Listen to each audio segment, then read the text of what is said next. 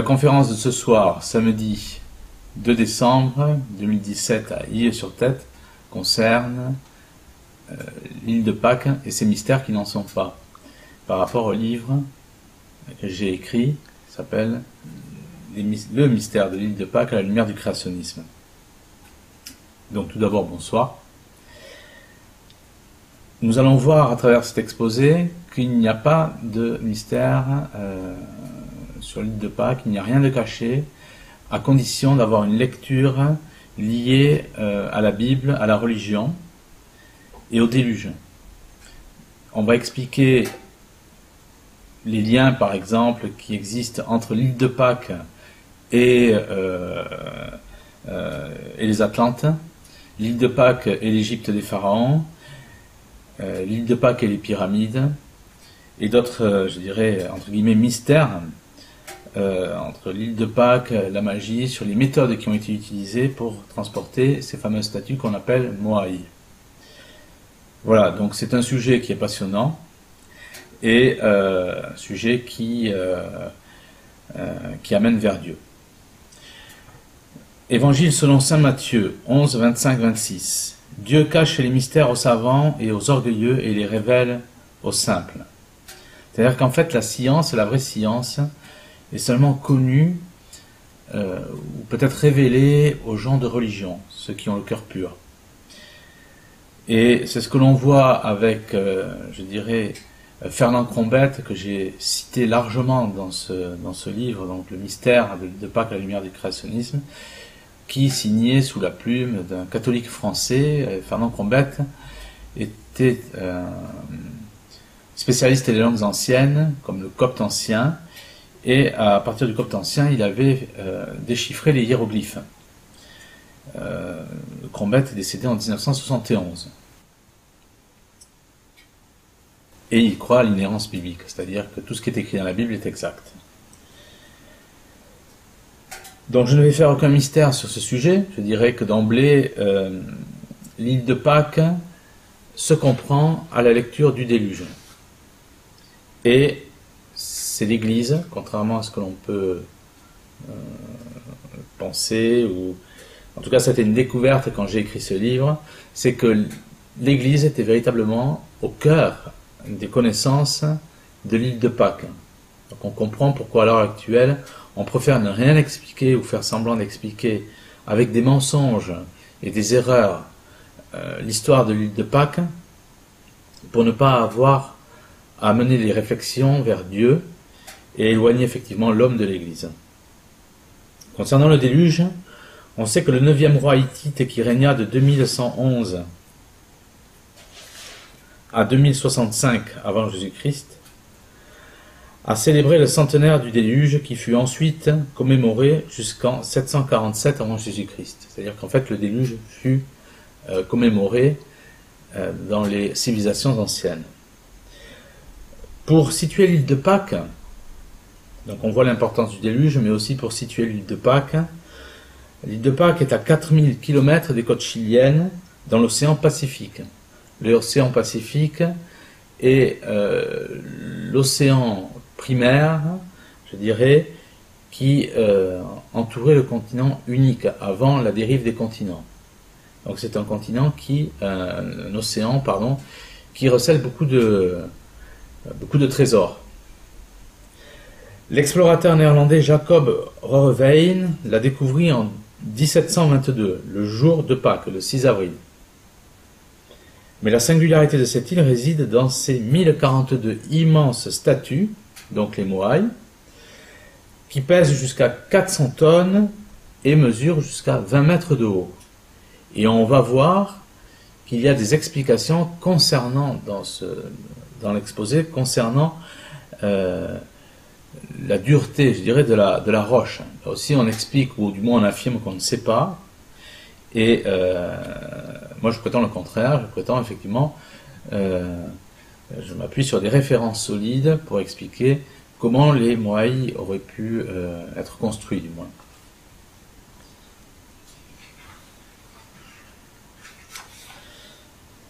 Alors, le déluge, Fernand Crombette écrit Il était évident que le travail avait été brusquement interrompu, des milliers de haches de pierre primitives étaient restées au lieu des travaux. Donc en fait, par cette affirmation, ce constat, Fernand Crombette mentionne bien qu'il y a eu un incident sur l'île de Pâques et que les constructeurs des moailles ont été surpris et ont dû laisser effectivement les outils servant à la construction à la taille de ces statues, ont dû les laisser sur place. La plupart des grandes statues de l'île de Pâques proviennent d'un unique atelier situé dans le cratère Rano Raraku, un des 3 volcans de l'île de Pâques. Crombette situe la situation originelle de l'île de Pâques à côté de l'actuelle Afrique du Sud avec la Nouvelle-Zélande. Et on porte la preuve par l'archéologie la présence d'hameçons similaires. C'est-à-dire qu'en fait, Crombette explique que l'île de Pâques a dérivé, a été immergée dans l'océan avant de réapparaître, certainement vers juste après le déluge. Et le déluge donc est situé par Crombette et d'autres spécialistes comme James Ussher ou d'autres vers 2300 avant Jésus-Christ. Donc Crombette explique qu'avant, l'île de Pâques, enfin ce que l'on constate comme étant l'île de Pâques aujourd'hui, était rattachée à l'Afrique du Sud avec la Nouvelle-Zélande. Et il s'appuie dans cette affirmation sur l'étude d'hameçons où il écrit « Si l'origine de ces hameçons de pierre polie avait été dans l'une des îles du Pacifique, on en eût trouvé dans un grand nombre d'autres, tandis qu'il n'y en a qu'à Pâques et Pitcairn, donc d'une part, en Nouvelle-Zélande, et dans l'île voisine de Chatham, d'autre part. Si l'on se reporte à notre planche de la Terre avant le déluge, Pitcairn y est proche de Pâques. » Donc avec cet exemple-là, donc des hameçons en pierre polie, il constate que ces hameçons n'existent pas ailleurs sur la Terre, mais que cette particularité existe sur l'île de Pâques, en Afrique, enfin, dans l'actuelle Afrique du Sud, et en Nouvelle-Zélande. Et ce constat est d'autant plus intéressant qu'il n'est pas, je dirais, le seul à le faire, puisque Fernand Crombette relève, donc il n'est pas tout seul, ce n'est pas le seul scientifique, à constater comme ça des similarités entre l'île de Pâques et l'Afrique du Sud. Fernand Crombette relève la ressemblance des statues de l'île de Pâques avec des images rupestres de l'Afrique du Sud, en s'appuyant entre autres sur les études de Marcel Brion. Marcel Brion est décédé en 1984, il était un romancier mais surtout un historien de l'art français, un spécialiste de la Renaissance, de la littérature allemande, et il a été élu à l'Académie française en 1964. Donc on voit que Crombette s'appuie aussi sur d'autres personnes pour étayer, pour nourrir son argumentation et affirmer que il y a eu l'île de Pâques était ailleurs, je dirais, était rattachée à l'Afrique du Sud. Donc on voit l'histoire des hameçons en pierre polie et aussi les statues qui sont ressemblantes avec des images rupestres existant en Afrique du Sud.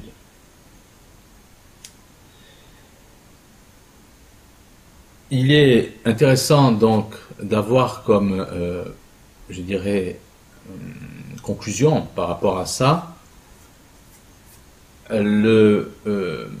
l'observation voilà, des moailles qui ne regardent pas la côte. C'est ce qu'on dit à l'heure actuelle, on ne comprend pas pourquoi.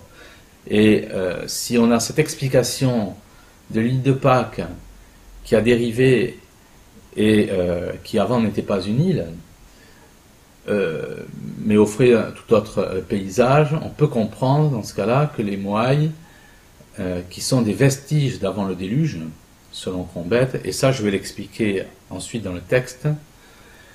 Donc c'est le monde avant le déluge qui nous a été transmis par les moailles, on peut comprendre que ces moailles ne regardent pas la côte, puisque la côte était soit différente, soit inexistante avant le déluge, quand les moailles ont été construits. Et on va voir, je le répète, le mystère qui entoure les moailles et les explications qui peuvent en être données. En 2010, les fouilles effectuées au pied de 90 statues ont soi-disant permis de découvrir avec surprise la partie immergée. Alors ça, c'est en 2010, on nous a fait croire, c'était une archéologue donc néerlandaise, Johanne, donc c'est une dame, Johanne van Tilburg, qui est allée sur l'île de Pâques en 2010, et on a affirmé, voilà, on a découvert que la plupart des statues sont enterrées, 3/4 enterrées, etc.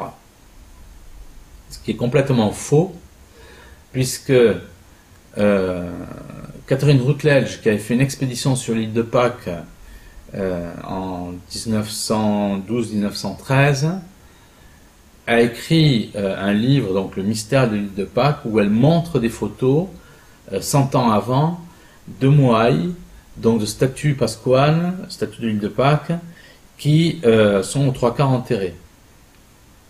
C'est-à-dire que pendant 100 ans, on a quasiment caché, dans les années 50, une statue ou deux avait été comme ça déterrée, mais là c'est en grande proportion. En tout cas, on affirme que c'est découvert en 2010, que la plupart des statues sont enterrées. Alors, ça a été découvert un siècle avant. Et pourquoi? Ben, tout simplement parce que ces statues sont enterrées au même titre que l'on constate que les outils des constructeurs sont dispersés, tout simplement parce que il s'agit des sédiments du déluge qui ont recouvert les statues. Et c'est pour ça que les statues sont en biais, soit tout à fait enterrées, soit au 3/4, tout simplement parce que voilà, il y a le déluge a amené ces sédiments et a recouvert ces vestiges. Et si on avait révélé, ou du moins porté à la connaissance, que les statues étaient recouvertes donc de sédiments, on aurait découvert des écritures au bas des statues, donc cela nous aurait amené certainement sur une autre civilisation, et certainement une civilisation antidéluvienne, parce que ces sédiments, effectivement, amènent sur la réflexion du déluge.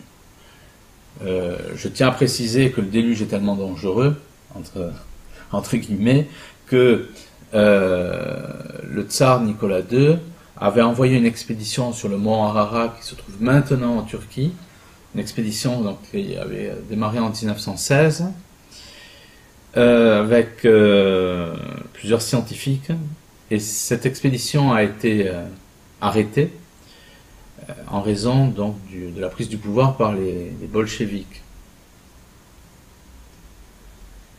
Et la plupart des scientifiques qui sont revenus ont été assassinés par les bolcheviks. Je crois qu'il y a eu un rescapé, voire 2 maximum sur 6 ou 7. Donc on voit bien que lorsque l'histoire ramène à la vraie science, ou du moins à Dieu, tout le monde n'est pas prêt, enfin, pas prêt, ne l'accepte pas. Ne l'accepte pas. Tout simplement parce que le but, c'est ce que je répète lors de mes conférences, le but est d'amener l'homme à l'antéchrist. Donc il faut l'amener, il faut couper toute relation avec son créateur. Et donc créer une science qui soit fausse. C'est pour ça qu'à propos de l'île de Pâques, on donne des explications. C'est du darwinisme, hein. Darwin, on sait pertinemment que c'est faux. Lorsque Darwin avait publié De l'origine des espèces, on a la bibliothèque du musée d'histoire naturelle de France ne voulait absolument pas de l'origine des espèces.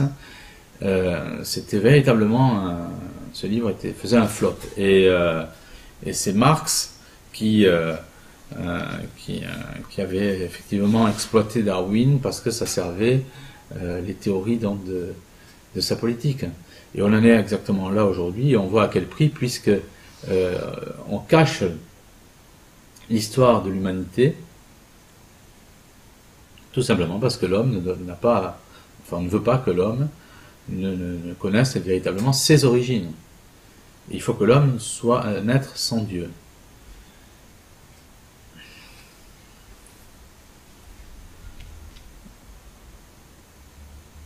Ce que l'on constate avec les écritures qui sont, ce qu'écrit Crombette, Fernand Crombette, à propos des écritures qui sont au bas des Moailles, c'est que la partie enfouie, donc des quelques Moailles qui ont été exhumées lors de missions archéologiques, était en très bon état de conservation. On voit que Crombette était au courant, lui qui décède en 1971, donc il n'a pas attendu la mission de Johann Vandenburg qui s'est déroulée, je le répète, en 2010, pour connaître ça. Lui le savait aussi. Cette constatation va donc à l'encontre d'un possible enfouissement graduel dû à une érosion continue au fil des ans et plaide plutôt en faveur d'un enfouissement rapide. Donc, quand on parle d'enfouissement rapide, on voit bien qu'il s'agit encore une fois d'un déluge. Et ce qui amène aussi à la réflexion du déluge, une chose que l'on cache, je dirais au grand public, c'est qu'il y a beaucoup de moailles sous-marins. Beaucoup de moailles, de statues pasquanes sont sous l'eau autour de l'île. Et ça, on le cache, donc vous avez des photos sur Internet, où vous voyez un plongeur avec un moaille. Et il s'agit, alors je ne connais pas la quantité, je n'ai pas pu la trouver, mais il y a des dizaines et des dizaines comme ça de statues, alors que l'île en recense 1045. Il y a des dizaines, peut-être des centaines même, que sais-je, de statues de moailles sous-marins. Donc on voit véritablement qu'il s'est passé quelque chose qui a trait au déluge.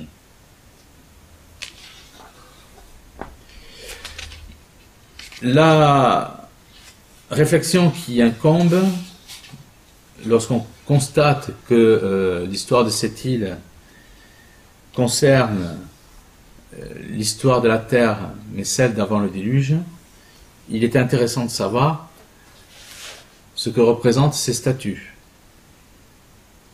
Et là, encore une fois, Crombette démontre que ces statues ont un lien avec l'homme de Néandertal. Alors c'est un choc, parce qu'on nous fait croire aujourd'hui que l'homme de Néandertal, qui a existé, parce qu'on ne peut pas le nier, a disparu. On ne sait pas comment. Enfin, paraît-il que l'on ne sait pas comment. Mais Crombette le sait, et il explique. Crombette écrit: ces hommes étaient probablement plus intelligents que les hommes actuels, ils finirent par occuper la Terre en entier, même si on manque de restes archéologiques pour le prouver, la plupart ayant été arasés et recouverts de limons par le déluge. Les descendants de Caïn étaient pervers, contrairement à ceux de Seth. Ils inventèrent la magie, comme en témoignent les figures sauvages au front bas, aux grandes arcades sourcilières, au nez épaté, à la bouche en forme de museau, au menton prognate. Ce sont eux que nous désignons par hommes de Néandertal. Un mystère pour les évolutionnistes et qui n'admettent pas la possibilité d'une régression humaine. C'est-à-dire que Crombette, et je vais voir là encore une fois qu'il n'est pas le seul à affirmer cela, Crombette dit que ces statues aux sourcils épais, aux traits grossiers, représentent l'homme de Néandertal. Et pourquoi l'homme de Néandertal était-il comme ça? Mais tout simplement parce qu'il représente la branche maudite d'avant le déluge, celle de Caïn, qui a tué son frère Abel. C'est pour ça qu'il parle de la perversion de la branche de Caïn. Et on sait que l'homme porte le péché sur son visage. C'est pour ça que le péché, enfin du moins ce crime, a dû toucher toute la lignée de Caïn, qui est la branche maudite, et d'autant plus l'a touché que nos parents originels, Adam et Ève, devaient être une beauté fantastique. Donc si on prend les premiers hommes qui étaient d'une beauté fantastique, et lorsqu'il y a eu les premiers péchés, et ensuite la branche maudite de Caïn, on peut effectivement penser que cette beauté a été fortement, je dirais, touché, endommagé. Je disais que Crombette n'était pas le seul à affirmer cela à propos d'un homme érudit. Mais oui, parce qu'en fait, c'est le père Placé, entre autres, au XVIIe siècle, qui parle du péché en termes de facteurs aggravants pour la connaissance, du moins handicapants pour la connaissance de l'homme. C'est-à-dire que l'homme, au début, avait la connaissance révélée par Dieu, et c'est le péché qui lui fait perdre. Et on le voit à travers la Bible. Lorsque vous prenez Genèse, le premier livre de la Bible, 3-5, on parle de deux instruments de musique qui s'appellent la harpe et le chalumeau. Et ces deux instruments de musique sont des instruments complexes. Et à Genèse 3.5, nous sommes à l'époque d'Adam et Ève. Frédéric Soddy, prix Nobel de chimie en 1921, parle des Atlantes en disant qu'il s'agit d'un peuple beaucoup plus évolué que le nôtre. Nous allons voir, en continuant cet exposé, que les Atlantes, au même titre que les Égyptiens, ont connu l'histoire de l'île de Pâques. Concernant la magie, Fernand Crombette explique que la magie s'est transmise par la lignée de Caïn, dans l'île de Pâques, dont l'île de Pâques, était l'héritière avant le déluge, et ensuite après le déluge par la lignée de Cham, également maudite. Alors ça, je vais y revenir après, c'est-à-dire qu'il y a eu deux branches maudites, une d'avant le déluge et une d'après le déluge. Avant le déluge, Caïn assassine son frère Abel. Après le déluge, il s'agit de Cham, qui se moque de son père Noé, qui fait pousser une vigne et qui ne connaît pas les effets du vin et se dénude.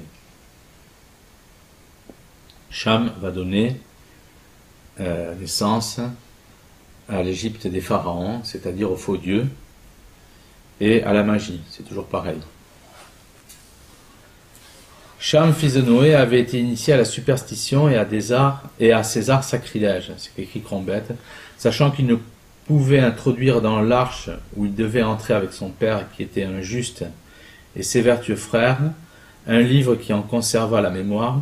Il engrava les recettes criminelles et les inventions abominables sur des lames de métal qui fussent inattaquables à l'eau et sur des pierres très dures. Le déluge passé, il se mit à la recherche de ces trésors avec le même soin qu'il avait apporté à les cacher et put transmettre à sa postérité une semence de sacrilège et d'éternelle perversité. Donc on voit bien que la magie concerne les branches maudites. Et là, en l'occurrence, il s'agit de celle de Cham. Yves Nourissac est un polytechnicien, décédé il y a un an, en 2016, confirme les observations de Crombette. C'est-à-dire que voilà, j'avance sur plusieurs faits les arguments de Crombette, et chaque fois, j'en apporte, je les étaye, je les nourris, avec d'autres scientifiques. C'est-à-dire que je ne laisse pas Crombette tout seul. Et bien au contraire, je l'habille de raisonnements émis par des gens qui sont des scientifiques de haut niveau. En l'occurrence, Yves Nourissac, polytechnicien, confirme les observations de Crombette. Et il écrit « Nous voyons donc que la magie existait avant le déluge. Crombette pense que c'est Lamèche, un des descendants de Caïn cité par Moïse dans le livre de la Genèse, qui en fut l'initiateur. Les bois parlants de l'île de Pâques qui ressemblent dans leur facture, sinon dans les signes employés, aux plus anciennes inscriptions chinoises gravées sur des os de tortue qui servaient à la divination, étaient donc aussi vraisemblablement des invocations magiques. Fernand Crombette a pu en interpréter quelques passages et s'est rendu compte qu'il s'agissait d'envoûtements synégétiques adressés aux patriarches caïnites, donc antidéluviens, divinisé Malaléel et Maviael, dieux de la pêche et de la navigation, qui sont représentés dans les fameuses statues géantes de l'île. Donc Ibn Issa, polytechnicien qui affirme que, et qui soutient les théories de Crombet au sujet de la magie, était un homme, donc un scientifique, qui par ailleurs disait que croyait à une inexistence, ne croyait pas à l'existence, on va dire, des atomes.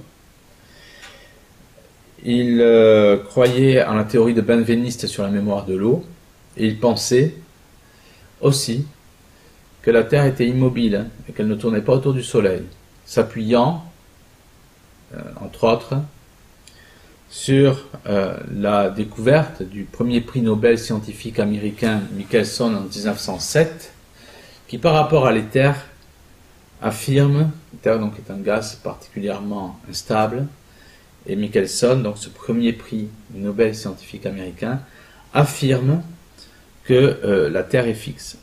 Alors, effectivement, tous les talmudistes, on voit bien, comme je l'ai dit au sujet de la science et de l'Arche de Noé, qui ne voulaient pas que cette réflexion soit une réflexion officielle et qui confortait l'inhérence, l'exactitude de la Bible, ont vite sorti un autre talmudiste, un grand menteur qui s'appelle Einstein, qui lui avait volé effectivement la théorie de la relativité à Henri Poincaré. Et maintenant on refuse la relativité. Je tiens aussi à dire que vous avez un scientifique, je fais une petite digression, qui s'appelle Arp, A-R-P, Alton Arp, qui est décédé donc il y a quelques années, qui était responsable du projet Hubble aux États-Unis. Et on a fermé son laboratoire, on a fermé toutes ses études, et il a dû partir en Allemagne, tout simplement parce qu'il a affirmé que l'univers était non pas une expansion, mais était fixe. Et il a affirmé que l'observation des astres par l'effet Doppler était interprétée de manière fausse. Donc on voit que toute cette science qu'on nous sert est une science fausse qui a pour but, je le répète allègrement, d'éloigner l'homme de Dieu. C'est pour ça que on n'est pas tenu de savoir certains mystères, et quand bien même, lorsqu'on a une lecture biblique, lorsqu'on a une réflexion par rapport à Dieu, on constate qu'il y a des explications à tout, et que ces explications sont très simples.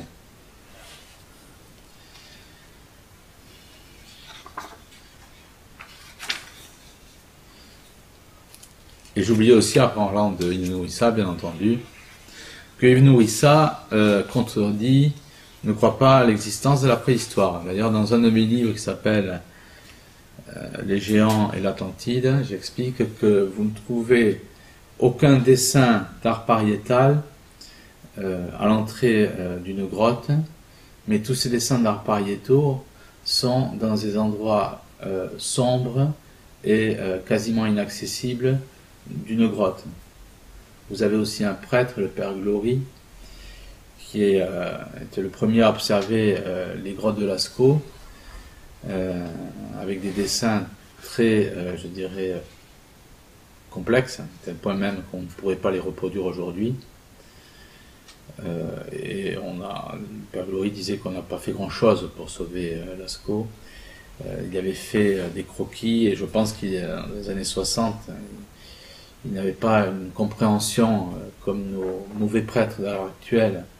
Il n'avait pas une compréhension donc évolutionniste ou darwinienne de notre histoire. Bien au contraire, il devait avoir une explication biblique. Et il avait fait des croquis, et donc cet homme est gêné. Et il a eu 2 accidents de voiture en 1960, et il est mort, voilà. Et c'est Delumelé qui a eu la charge. En fait, j'oublie un petit détail.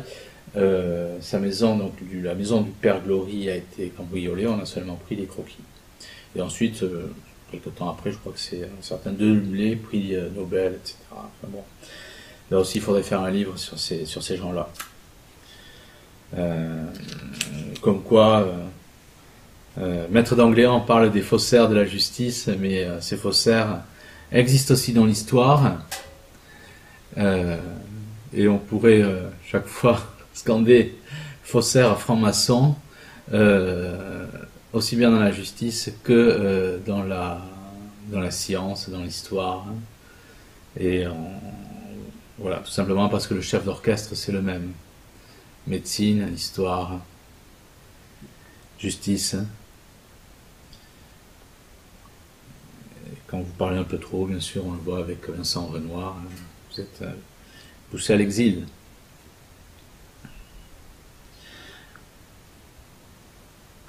On constate aussi que les prêtres avaient, contrairement à ce que l'on dit aujourd'hui, on veut nous faire croire que personne ne savait lire les écritures pasquanes. C'est complètement faux.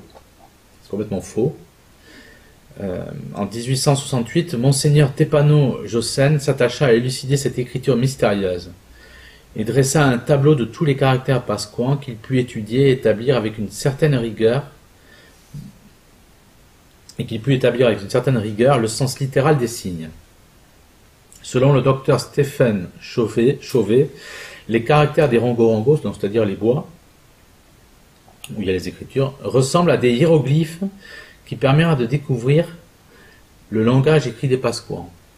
Ça, c'est ce qu'affirme Crombette aussi. Donc quand Crombette dit que, parce qu'il fait une comparaison entre les écritures pasquanes et les hiéroglyphes, il n'est pas le seul. Il n'est pas le seul. C'est-à-dire que le docteur Stephen Chauvet dit la même chose. Et donc ça nous amène, et c'est ce que l'on ne veut pas aujourd'hui, et c'est ce que l'on va voir après, sur une réflexion encore d'une culture pasquane avec l'Égypte. Le docteur Clifford Wilson, qui est un bibliste, archéologue, constate, Clifford est décédé en 2012, il était un archéologue et un psycholinguiste australien. Il constate une chose, qu'il aurait fallu une année à 6 hommes pour tailler seulement la tête d'une statue, d'un moai. Donc, je répète, il aurait fallu 6 hommes pendant une année pour tailler seulement la tête d'un moai. Il y a plus de 1000 statues. Et certaines font plus de 20 mètres. Donc effectivement, quand on parle de cela, que nous répond la fausse science, la science maçonnique, eh bien elle nous répond que on ne sait pas. On ne sait pas. Mais si, on sait très bien. On sait très bien. On sait très bien, et pour ce faire, il y a 2 personnes qui parlent de cela, à propos de l'île de Pâques.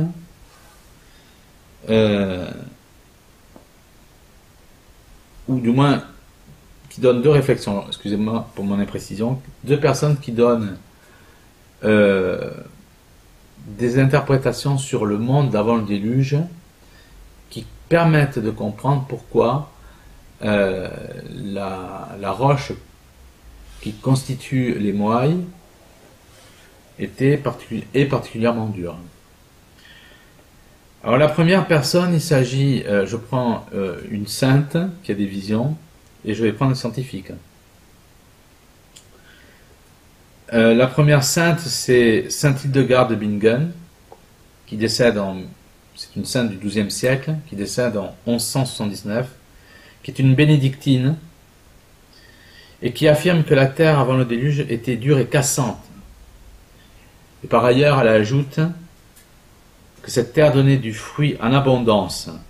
Il ne pleuvait pas avant le déluge. Juste une rosée tombée sur la terre. D'ailleurs, c'est pour ça que je fais une parenthèse, que les gens ne pouvaient pas croire Noé lorsqu'il avertissait du déluge, parce que les gens ne connaissaient pas la pluie. Avant le déluge, il y avait seulement 4 fleuves sur la terre.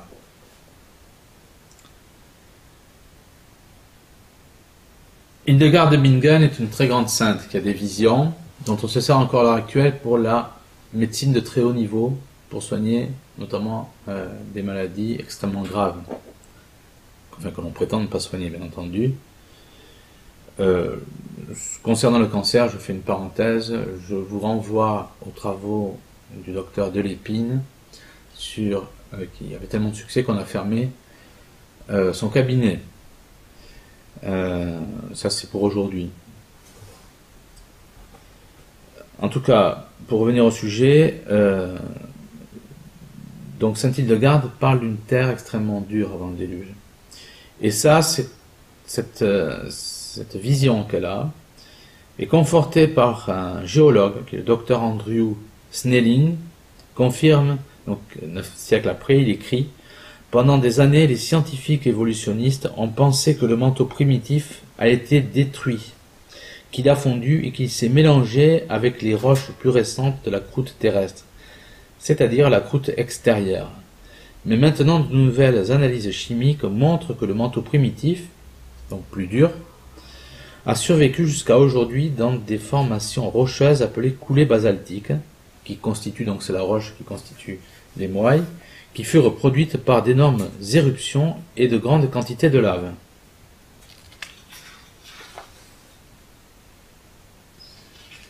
Donc on voit, concernant les moailles, que ces moailles, je fais un petit résumé pour avancer ensuite, ces moailles ont été construites avant le déluge, car l'île de Pâques, qui n'était pas une île, était accrochée à l'Afrique du Sud actuelle. Et on voit que ces moailles transmettent par des écritures des connaissances d'un monde d'avant le déluge. Et que toutes ces connaissances, bien entendu, qui sont entre les mains de prêtres qui étaient en poste à Tahiti ou même sur l'île de Pâques, on voit que ces connaissances à l'heure actuelle sont cachées. Et pourtant, les explications sont des explications qui sont conformes à la Bible, et lorsqu'on se donne la peine, on se rend compte que plusieurs scientifiques, et notamment je pense à Yves Nourissa, qui était polytechnicien, en donnent des éléments donc, qui confirment ces connaissances, ces explications, d'une manière contradictoire au dogme officiel actuel, qui est un dogme donc, darwiniste et évolutionniste. L'île de Pâques, son histoire est liée aux Atlantes et aux Égyptiens. Crombette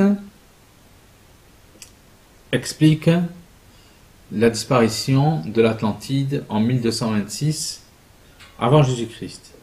Et il explique que l'Atlantide apparaît en 2004. Donc 2004 à 1226, c'est-à-dire que cette île a existé, on va dire, environ pendant 770 ans. Donc j'avais parlé de Frédéric Soddy, qui au sujet des Atlantes parle d'un peuple beaucoup plus avancé que le nôtre.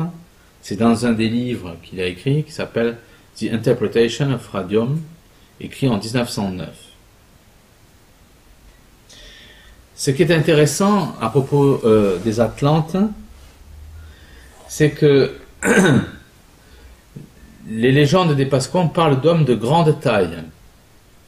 C'est-à-dire que les légendes pasquanes donc, disent qu'il y a eu la présence d'hommes de grande taille sur cette île, donc après le déluge. Et dans mon livre Les Géants et l'Atlantide, j'explique par rapport au Critias de Platon que très certainement les géants ont aussi habité l'Atlantide. Alors Platon parle de grands fossés gigantesques, notamment de 3 fossés qui font le tour de l'Atlantide, mais il parle aussi d'un très grand palais qui a été construit pour Poséidon, où on avait taillé la roche. C'est une technique qu'on semblait connaître avant, puisqu'on constate par exemple, le sol est parfaitement plat sous les pyramides.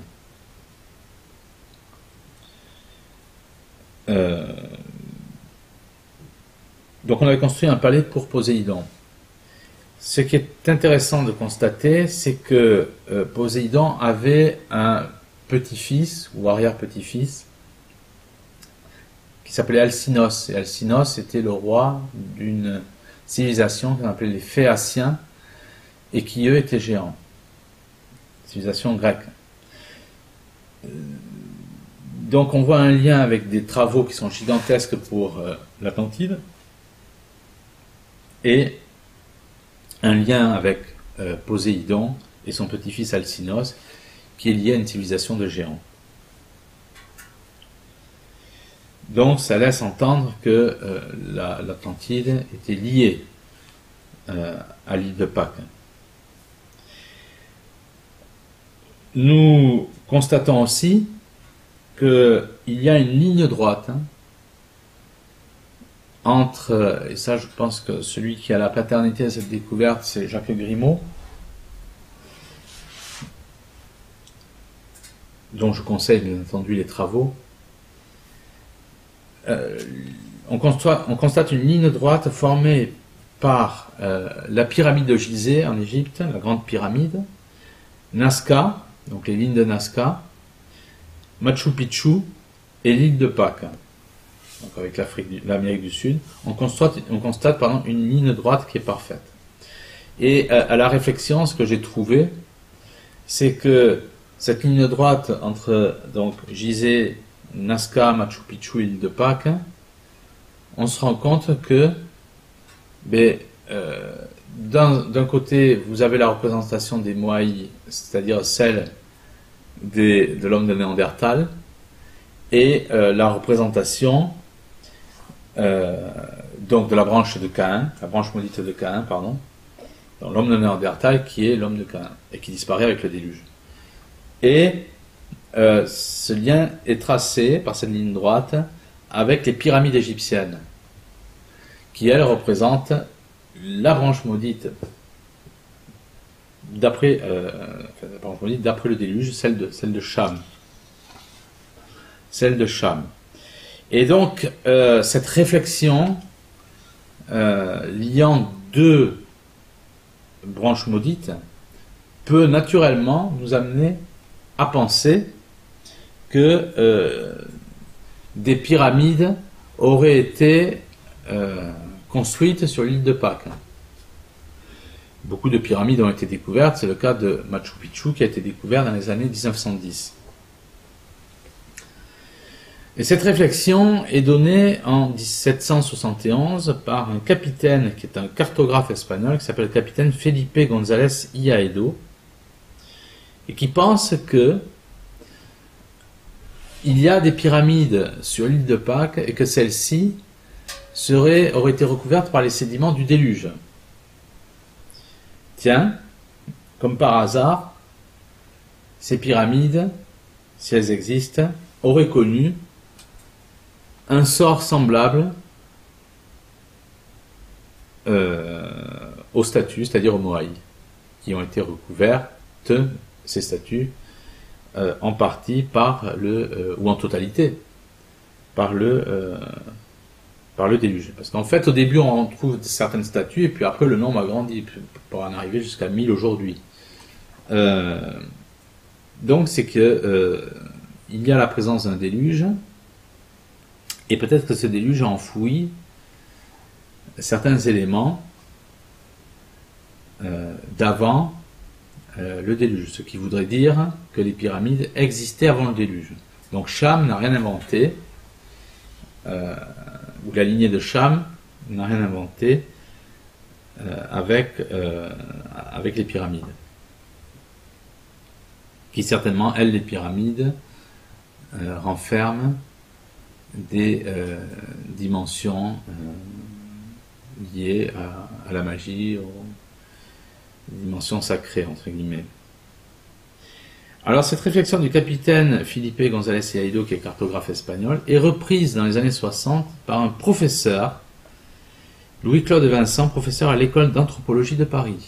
Donc on voit une fois de plus que ce cartographe capitaine espagnol n'est pas le seul à l'affirmer, et vous avez un institut, le Smithsonian Institute, qui fait des recherches discrètes, on va dire, en archéologie aux États-Unis, puisque cet institut s'intéresse aussi aux géants, c'est-à-dire des hommes qui auraient mesuré plus de 4 voire plus de 5 mètres,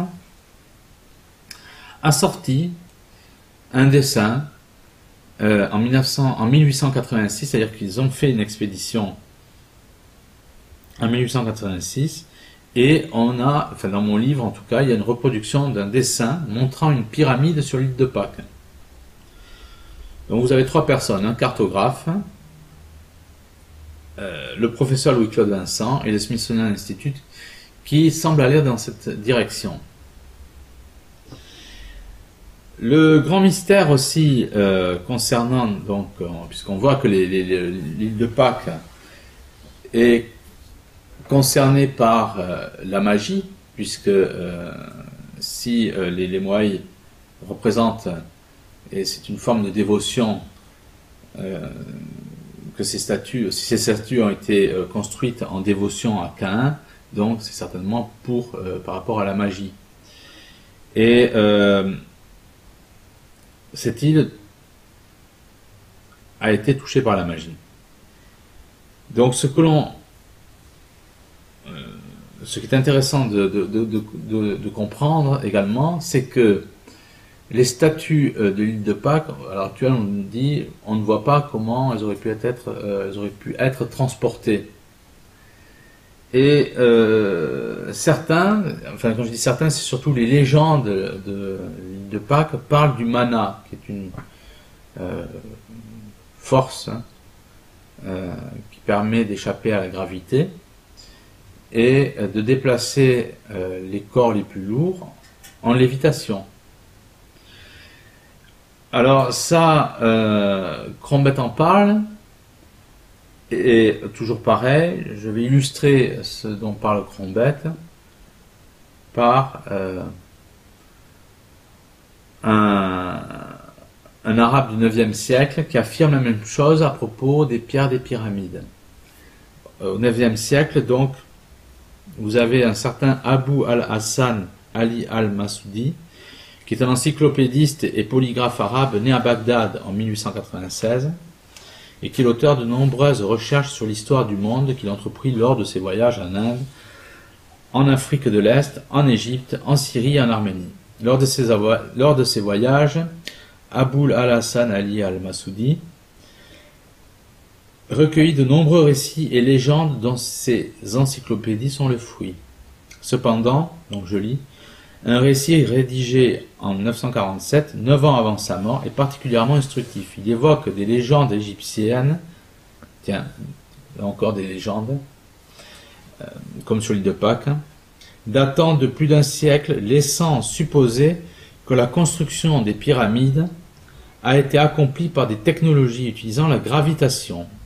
Le savant arabe retranscrit que leur constructeur plaçait du papyrus magique sous les blocs de pierre qui se déplaçaient en apesanteur, à quelques pieds de hauteur, le long d'un chemin pavé et bordé de tiges métalliques. Une personne tenait dans sa main, ça c'est ce qu'il écrit, une personne tenait dans sa main une tige dirigeant ainsi le bloc 45 mètres devant pour ensuite se poser lentement avec la plus grande précision comme s'ils étaient programmés. Ce constat est d'autant plus surprenant que les Égyptiens ont bien connu le continent américain avant la disparition de l'Atlantide. Alors ça, c'est ce qu'explique Crombette et d'autres, c'est-à-dire que l'Atlantide a servi de marche entre deux continents, ce qui a permis aux Égyptiens d'aller en Amérique. C'est pour ça que vous retrouvez comme à Coaquimont des pyramides aussi aux États-Unis, Et on peut penser que les Indiens sont les descendants des Égyptiens. On peut même penser que les pharaons se sont servis des États-Unis comme grenier à blé pour leur pays. Et certains pensent même que vous aviez dans le Colorado des cités souterraines secrètes renfermant des artefacts qu'on retrouve en Égypte, c'est-à-dire que des statues moitié homme, moitié animal ou autres, et vous retrouvez aussi, c'est ce que je montre dans mon livre, des statues avec des hiéroglyphes du côté de Shanghai. Tout simplement parce que il y avait aussi un océan, l'océan Site, qui a disparu après l'immersion de l'Atlantide, et il y avait des communications donc qui existaient avant. En tout cas, il est fort possible que, et ça c'est étayé par plusieurs raisonnements, voire par plusieurs preuves scientifiques, les Égyptiens ont connu l'Amérique.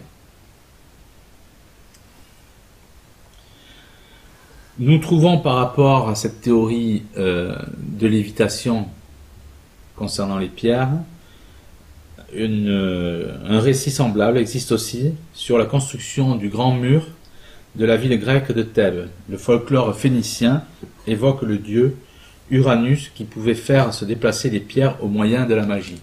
Je cite comme ça quelques cas, mais il y en a effectivement plusieurs. Plusieurs cas où on parle de lévitation de pierres. Donc on voit en conclusion, on voit que l'île de Pâques donne toutes les explications nécessaires à condition d'avoir une lecture de la Bible, une lecture d'une science vraie, c'est-à-dire d'une lecture qui se rapproche de la compréhension de la création de Dieu, le déluge notamment, et dans un plan, disons le terme, dans un plan qui est infernal, qui est diabolique, il y a à l'heure actuelle, enfin à l'heure actuelle et depuis longtemps on va dire, une élite sociale, si on peut appeler cela une élite, vouée, travaillant à l'avènement de l'Antéchrist, qui refuse que les populations connaissent leur vraie histoire. C'est pour ça que l'île de Pâques, dont les mystères, entre guillemets, étaient connus par l'Église catholique, parce que l'Église catholique avait des prêtres et des scientifiques d'excellent niveau, peu égalés par les autres religions, ça faut-il encore le dire, et ces prêtres, avec l'aide du Saint-Esprit, avaient des connaissances approfondies, des connaissances donc qui étaient réelles et qui n'étaient pas des connaissances liées à la science-fiction, mais c'était des connaissances donc liées à la vraie histoire de l'homme.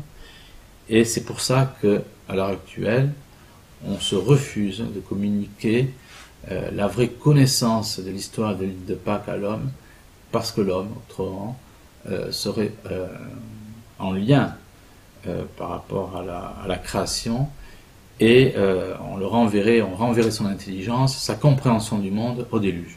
Je vous remercie infiniment.